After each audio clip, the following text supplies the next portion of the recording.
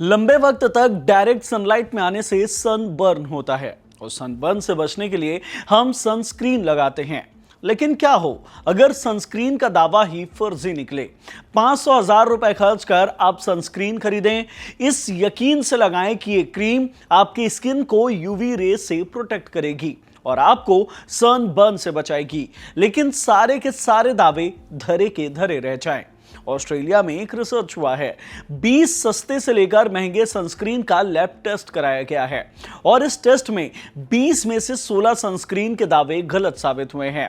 SPF 50+ तक का दावा करने वाली कुछ सनस्क्रीन की कैपेबिलिटी मात्र SPF 4 या 5 ही निकली है, यानी दावा 50+ प्रोटेक्शन का था, लेकिन रिपोर्ट आई है कि यह क्रीम मात्र 4 या 5 SPF तक का ही प्रोटेक्शन दे सकती है। क्या है पूरा मामला? कौन कौन से सनस्क्रीन लैब टेस्ट में फेल हुए हैं, उन्हें लेकर क्या रिपोर्ट सामने आई है और ये हमारे लिए कितनी डराने वाली बात है, ये सब कुछ जानते हैं इस वीडियो में। हेलो, मैं हिमांशु हूं और आप देख रहे हैं खबर गांव। सनस्क्रीन के लैब टेस्ट या रिपोर्ट की टेक्निकल बातों में जाएं उससे पहले आपको सनस्क्रीन क्या होता है, SPF क्या होता है, ऐसी बेसिक चीजें क्लियर कर लेते हैं। ठंड के मौसम में हम रूखी त्वचा पर सरसों का या नारियल का तेल लगाते हैं। फैशन के बदलते दौर ने तेल को मॉइस्चराइजर में बदल दिया है, लेकिन अब एक पहल सनस्क्रीन की भी शुरू हुई है।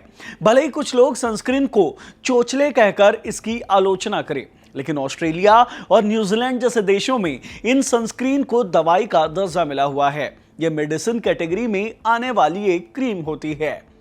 सूर्य की रोशनी से हमें विटामिन डी मिलता है, जो देता है रोशनी में घुला हुआ यूवी रेज। हिंदी की विज्ञान की किताबों में इसे पराबैंगनी किरणें कहते हैं। लेकिन अगर इन यूवी रेज की मात्रा ज्यादा हुई तो इससे स्किन जलने लगती है, सनबर्न होता है, झुर्रियां पड़ने लगती हैं और स्किन कैंसर का भी कारण बन सकता है। ऐसे में से बचने के लिए सनस्क्रीन लगाई जाती है। ऑस्ट्रेलिया, यूरोप, अमेरिका, न्यूजीलैंड जैसे देशों में ठंड भारत की तुलना में ज्यादा पड़ती है। जब अच्छी धूप निकलती है तो यहाँ के लोग खुले मैदानों में या बीच के किनारे भागते हैं, धूप के नीचे पिकनिक मनाते हैं, खेलते कूदते हैं, शॉर्ट्स बिकनी पहनकर सन बात लेते हैं और यूवी रेज या फिर टैनिंग से बचने के लिए सनस्क्रीन का इस्तेमाल करते हैं।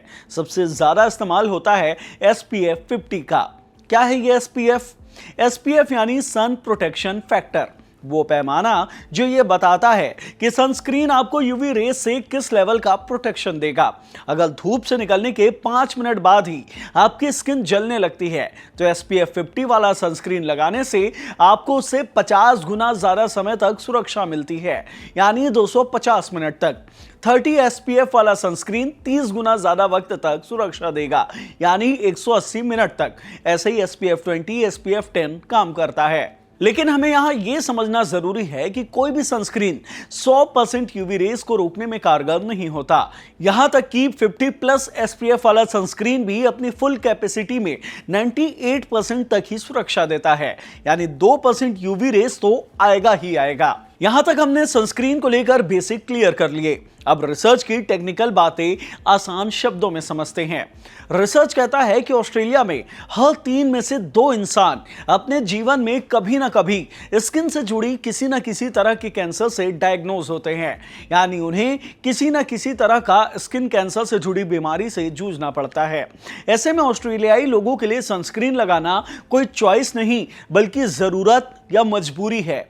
इसलिए वहां की सरकार ने सनस्क्रीन को ब्यूटी की जगह मेडिसिन कैटेगरी में डाल रखा है और इसके प्रोडक्शन के नियम भी काफी कड़े हैं। ऐसे में ऑस्ट्रेलिया की एक इंडिपेंडेंट रिसर्च संस्था चॉइस ने वहां मिलने वाले 20 पॉपुलर सनस्क्रीन पर लैब टेस्ट किया ताकि यह पता लगाया जा सके कि स्किन कैंसर प्रोन वाले देश में मिलने वाले सनस्क्रीन अपने दावे में कितने खरे उतरते हैं। लेकिन इस लैब टेस्ट में 20 में से 16 सनस्क्रीन बुरी तरह से फेल हुए हैं। सबसे बुरी रिपोर्ट आई है अल्ट्रावॉयलेट नाम की कंपनी के बनाए जाने वाले लीन स्क्रीन SPF 50+ सनस्क्रीन की। ये कंपनी दावा करती है कि उसका सनस्क्रीन SPF 50+ का प्रोटेक्शन देता है, लेकिन चॉइस के लैब टेस्ट में साबित हुआ है कि ये क्रीम मात्र SPF 4 का प्रोटेक्शन देती है। आप इस पूरी लिस्ट को देख सकते हैं जिसमें अलग अलग सनस्क्रीन का दावा और लैब टेस्ट में आई उनकी असलियत को बताया गया है। दावा SPF 50+ प्रोटेक्शन का था, लेकिन सिर्फ 4 ही सनस्क्रीन अपने दावे पर खरी उतरी है। जिनका दाम इंडियन रुपीस में 400 से 800 रुपए के बीच है। चॉइस का कहना है कि जब उन्होंने ये रिपोर्ट जारी की तब कुछ सनस्क्रीन कंपनियों ने उनके रिपोर्ट को गलत ठहराते हुए काउंटर में अपने लैब टेस्ट पेश किए। सबसे बुरी तरह से फेल हुई अल्ट्रावायलेट कंपनी ने भी चॉइस की रिपोर्ट को शुरुआत में गलत ठहराया, लेकिन खुद जब उन्होंने 8 अलग अलग जगह से लिए अपनी ही क्रीम के सैंपल टेस्ट करवाए तो अपने सनस्क्रीन के SPF लेवल में उतार चढ़ाव उन्हें भी नजर आए। ऐसे में अल्ट्रावायलेट कंपनी ने बाजार में मौजूद अपने सभी सनस्क्रीन को सेल से हटा लिया है और बिके हुए प्रोडक्ट के एवज में लोगों को कुछ कूपन सब बांटे जा रहे हैं। यहां तक तो हमने ऑस्ट्रेलिया में मिलने वाले सनस्क्रीन की बात कर ली, अब बात भारत की। ऑस्ट्रेलिया से आई रिपोर्ट हमारे लिए कितनी डराने वाली है। भारत के लोग सनस्क्रीन का इस्तेमाल करते हैं, लेकिन उतना नहीं जितना यूरोप, अमेरिका या ऑस्ट्रेलिया में हो रहा है। गर्मियों के मौसम में कड़ी धूप में निकलने से पहले शहरी इलाकों में सनस्क्रीन का इस्तेमाल हाल के सालों में बढ़ा हुआ है। भले ही ऑस्ट्रेलिया में 20 में से 16 सनस्क्रीन लैब टेस्ट में फेल हुए हैं, लेकिन इसके बावजूद चॉइस ने लोगों को सलाह दी है कि इस रिपोर्ट को देखकर सनस्क्रीन का इस्तेमाल करना बंद ना करें। भले ये क्रीम उतना प्रोटेक्शन ना दे जितना वो दावा करते हैं, लेकिन काफी हद तक प्रोटेक्शन तो देते ही है, यानी something is better than nothing. Bharat में बिकने वाले पॉपुलर सनस्क्रीन का अब तक कोई लैब टेस्ट नहीं कराया गया है, जब तक यहां कोई संस्था या सरकार इन सनस्क्रीन की लैब टेस्ट नहीं कराती। हमें भी सनस्क्रीन पर भरोसा बनाए रखना है और इस्तेमाल करते रहना है। हो सके तो उन 4 सनस्क्रीन को खरीदना प्रेफर करें जो चॉइस की रिपोर्ट में खरी उतरी हैं। इस वीडियो में इतना ही। वीडियो पसंद आई हो तो इसे लाइक करें, शेयर करें और हमारे चैनल खबरगांव को जरूर सब्सक्राइब करें। धन्यवाद।